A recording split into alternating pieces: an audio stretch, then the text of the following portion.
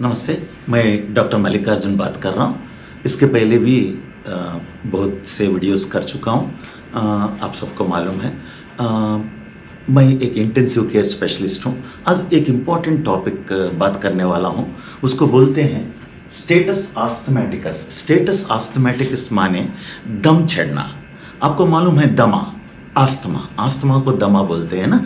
ये आस्थमा बहुत लोगों को होती है, मगर थोड़ा इंजेक्शंस लिए, थोड़ा इनहेलर ले लिए तो इमीडिएट कम हो जाती रहती है। वैसा अस्थमा मैं बात नहीं करने वाला हूँ, वैसा दमा मैं बात नहीं कर रहा हूँ। मगर ऐसा दमा जो कम नहीं होता है, जो कम नहीं होता है, ऐसा कंटिन्यूअस होते ही रहता है। आज सुबह 2 पेशेंट्स हमारे पास आया तो बहुत सीरियस कंडीशन में आया था। एक को तो सिर्फ ऑक्सीजन और इंजेक्शंस लेने से नॉर्मल हो गई, और एक पेशेंट को हम वेंटिलेटर के ऊपर लगाना पड़ा, मगर वो भी नॉर्मल हो जाएगा शाम तक। ऐसा घबराने की बात तो नहीं। उसको, ये दोनों पेशेंट्स को ये आस्थमा थी कम से कम 2 दिन से, मगर शाम से 2 लोगों को परसों कल शाम से उन लोगों को आस्थमा ज्यादा हो गई। रात तमाम आस्थमा थी। वो लोग इनहेलर वगैरह यूज कर रहे हैं, टैबलेट्स वगैरह यूज कर रहे हैं, इनहेलर यूज करे, कोई डॉक्टर आके इंजेक्शन दिए हैं, मगर कम नहीं हुआ। उसको ही हम स्टेटस आस्थमैटिकस बोलते हैं, क्योंकि आस्थमा कम नहीं, वो जो आस्थमा जो कम होने वाले नहीं है, कंटिन्यूअस चलेगी, उसको स्टेटस आस्थमैटिकस बोलते हैं। ये क्यों आएगा? 99% केसेस में दोनों पेशेंट्स अब सुबह जो आए वो लोग थोड़े दिन से वो इनहेलर वगैरह इस्तेमाल नहीं कर रहे हैं, और घर में कुछ काम थी, शादी थी, तो कुछ सफाई वगैरह भी चल रही थी, वो पूरा धूल वगैरह होती ना, उससे भी ज़्यादा हो गई। सो मेरा एडवाइस है आपको, कभी भी घर में कोई आस्थमा पेशेंट है तो नेग्लेक्ट नहीं करना मेरे दोस्त। और एक ही थिंग इज, थोड़ा मास्क पहन लेना। कभी भी घर का सफाई हो रहा है, बाहर जा रहे हैं तो मास्क रख लेना है। और दूसरा एक है, अगर आस्थमा पेशेंट घर में है तो कंपलसरी आपके उनके पॉकेट में उनके जेब में इनहेलर होना चाहिए, और इनहेलर कम से कम सुबह एक बार, शाम को एक बार इस्तेमाल होना चाहिए।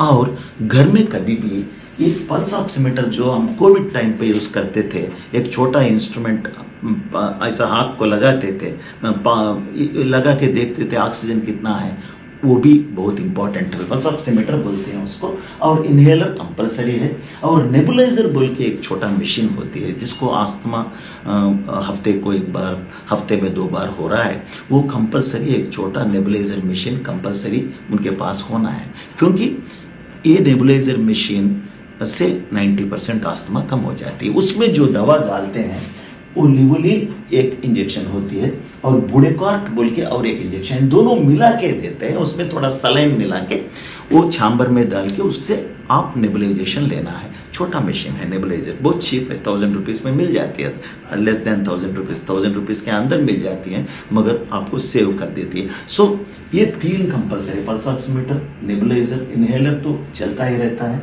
और ये इंजेक्शन लिवोलिन एंड बुडेकॉर्ट, ये सब होना है। मगर जहां तक हो सके घर में वो लेते हैं, मगर एक टाइम पे जब कम नहीं हो रहा है, आप हॉस्पिटल पहुंचना चाहिए, क्योंकि आपको ऑक्सीजन का जरूरत होती है। जब आपका पल्स ऑक्सीमीटर कम, यूजुअली नॉर्मली 96, 97, 98, 99 तक दिखाते रहते हैं। अगर 90 के नीचे जा रहा है, 92, 93 ऐसा कम हो रहा है, तो इमीडिएट आप ऑक्सीजन आपको जरूरत पड़ती है। सो ये सब लेने के बावजूद भी आपको ऑक्सीजन कंपलसरी, तो आपको हॉस्पिटल आना ही पड़ता है। सो हॉस्पिटल में जो लोग आते हैं, थोड़ा लेट आ रहे हैं, थोड़ा अगर जल्दी आए तो ट्रीटमेंट आसानी हो जाते हैं, और जल्दी आपको घर भी दे सकते हैं। मगर आप ये छोटा चीज भूलना नहीं है, घर में पल्स ऑक्सीमीटर रहना चाहिए, नेबुलाइजेशन मशीन रहना चाहिए, इनहेलर कभी भी होना चाहिए, और ये लिवोलिन, बुडेकॉर्ट छोटे छोटे इंजेक्शन होते हैं, मिला के देना चाहिए।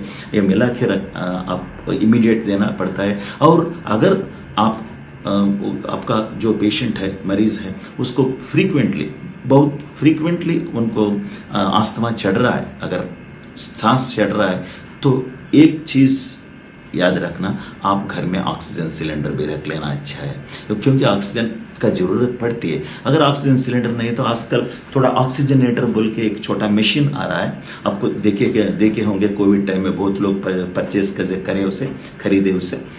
वो भी उतना महंगा नहीं है, लाइफ से ज़्यादा कुछ भी नहीं है, वो भी आपके पास रख ले सकते हैं। सो अगर आस्थमा बार बार आ रहा है, हफ्ते में 2 बार, हफ्ते में 3 बार, नहीं तो कम से कम आधे डेली मॉर्निंग, डेली सुबह थोड़ा आस्थमा होना, वैसा लोग पेशेंट को कंपलसरी है।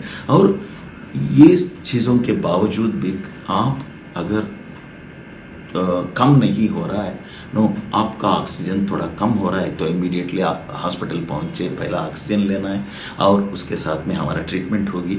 बहुत कम पेशेंट्स को हम वेंटिलेटर के ऊपर ले जाते हैं, बहुत कम पेशेंट्स, 10 में एक पेशेंट वेंटिलेटर लगाना पड़ता है, वो भी बहुत कंडीशन बहुत बैड होती है, कंडीशन बहुत नाजुक होती है, उसमें वेंटिलेटर लगाते हैं और वो भी बाहर आ जाते हैं, वेंटिलेटर टेम्पररी है, वो आ जाती है। मगर ज़्यादा केयर आप आस्थमा के लिए लेना है। आस्थमा इतना छोटा प्रॉब्लम नहीं है, कभी कभी आके जाती रहती है, वो अलग बात है अगर आपके पास इनहेलर है, मगर कभी ये प्रॉब्लम भी हो सकती है आस्थमा से, जहाँ आस्थमा कम नहीं होगा। वो बोलने वाला था। Thank you.